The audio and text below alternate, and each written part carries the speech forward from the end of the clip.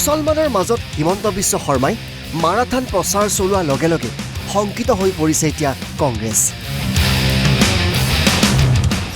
কংগ্ৰেছৰ এই vote bank খহিব নেকি এইবাৰ? লগে লগে দলে বলে সভাপতি ভূপেন বৰা উপস্থিত হ'ল ঢিঙৰ মৈৰাবাৰীত। সংখ্যালঘুৰ মাজত লগে লগে বাজি উঠিছে কংগ্ৰেছৰ গান।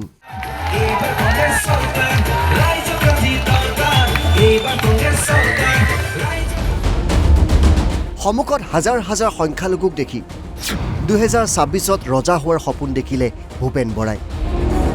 ভূপেন বৰাৰ মতে মুছলমানে কেতিয়াও বিজেপিক ভোট নিদিয়ে। আজি কেইদিনমানৰ পৰা হিমন্ত বিশ্ব শৰ্মাৰ মাতটো নৰম দেখিছেনে না আপোনালোকে? কেলে নৰম হৈছে কওকচোন?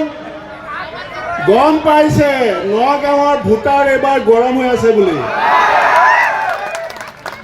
আজমল ডাঙৰীয়া এটা মাইক দেখিলে দলিয়াই দিয়ে, দেখিছেন নাই? হিমন্ত বিশ্ব শৰ্মা যিমান নৰম হৈছে, আজমল চাহাবৰ ইয়াত বেছি আকৌ গৰম হৈ গৈছে। ৰাইজসকল, আমাৰ সিদ্ধান্ত ল'বৰ কাৰণে আৰু মাত্ৰ 48 ঘণ্টা সময় আছে। 26 তাৰিখ, আজি 24 তাৰিখ, 26 তাৰিখে নগাঁৱৰ মানুহে, 26 তাৰিখে ঢিঙৰ মৈৰাবাৰীৰ মানুহে ইয়াৰ পৰা পদুপতলৈ জিকাই দিল্লী পঠাব আৰু 2026 চনত দিছপুৰৰ পৰা পদুম ফুলৰ শিপাৱলী আমি ব্ৰহ্মপুত্ৰত পেলাম। আজি হিমন্ত বিশ্ব শৰ্মা ডাঙৰীয়াই কালি নগাঁৱত আহি কৈছে যে মুছলমানে বিজেপিক ভোট দিব লাগে। কিছুমান মুছলমান গৈ তাত হাততালি মাৰিছে। মই নগাঁৱৰ ৰাইজক সুধিব বিচাৰিছো যে যিজন হিমন্ত বিশ্ব শৰ্মা বৰপেটা গ'লে বাংলাদেশলৈ আহিছো বুলি কয়, যিজন হিমন্ত বিশ্ব শৰ্মা ধুবুৰী গ'লে পাকিস্তানলৈ আহিছো বুলি কয়, সেইজন হিমন্ত বিশ্ব শৰ্মাই এতিয়া ভোট ভিক্ষাৰী বিচাৰি ভিক্ষা খুজিলে মুছলমানে ভিক্ষা দিবলৈ নিদিয়ে। কিয় ভিক্ষা খুজিছে নগাঁৱত?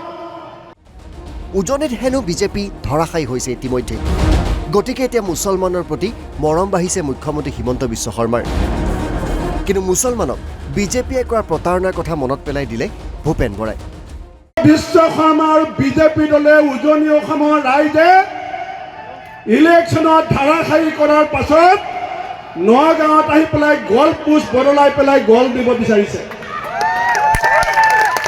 বসুন্ধৰা ওৱান আহিলে হাজাৰ হাজাৰ মানুহে মাটিৰ কাগজ পালে, আমাৰ আপত্তি নাই। কিন্তু অসমৰ 1 কোটি মুছলমানৰ মাজত বসুন্ধৰা ওৱানত এটা পৰিয়ালে এটুকুৰা মাটিৰ কাগজ নাপালে। বসুন্ধৰা 2 আহিলে, বসুন্ধৰা 2ত এটা পৰিয়ালে এখিলা কাগজ নাপালে। 26 তাৰিখে ভোট আছে। এতিয়া হিমন্ত বিশ্ব শৰ্মাৰ মুছলমানলৈ মনত পৰিছে। একে সুৰ গৌৰৱ গগৈ। যিহেতু উজনি অসমৰ নিৰ্বাচন শেষ হৈছে, গতিকে সংখ্যালঘুৰ তুষ্টিকৰণত নামিল গৌৰৱ গগৈ আৰু গৰ্বৰে ক'লে, হয় মই নামাজ পঢ়োঁ, মই নামাজ পঢ়িলে আপত্তি ক'ত? আজিকালি হিমন্ত বিশ্ব শৰ্মা ডাঙৰীয়া মই ক'ত নামাজ পঢ়োঁ ক'ত নামাজ নপঢ়োঁ খুব মন দিয়ে চাইছে। মৈৰাবাৰীৰ যোৱা বছৰ যে মৈৰাবাৰীত আহি আমি নামাজ একেলগে পঢ়িলোঁ দেখাই নাই। এইবাৰ নতুনকৈ মোক নামাজ পঢ়া দেখিলে নেকি? কিন্তু মোক নামাজ পঢ়াৰ পিছত তেওঁলোকৰ মনত ইমান আপত্তি কিয়? ইমান মনত আপত্তি কিয়? লাহৰী ঘাটত আজি তেওঁলোকৰ সভা। আজি মই এই মঞ্চৰ পৰা তেওঁক সুধিবলৈ বিচাৰিছোঁ, মই নামঘৰত গৈ মই চাকি জ্বলাওঁ, মই ঈদৰ দিনত মই নামাজ পঢ়োঁ, আপোনাক ইমান আপত্তি কিয় হৈছে? তাৰ প্ৰশ্নৰ উত্তৰ দিয়ক।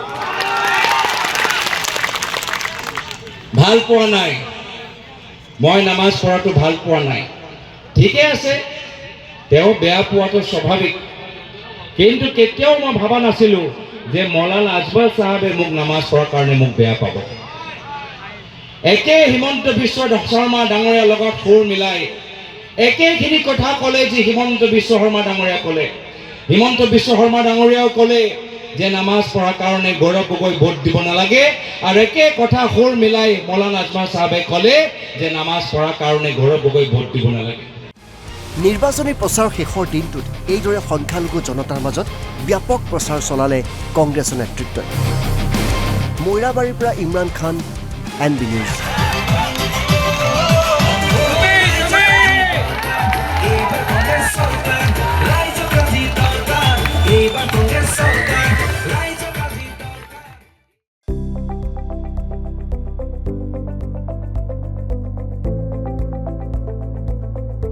NB নিউজ, সহজ সৰল ভাষাত নৱভাৰতৰ কথা।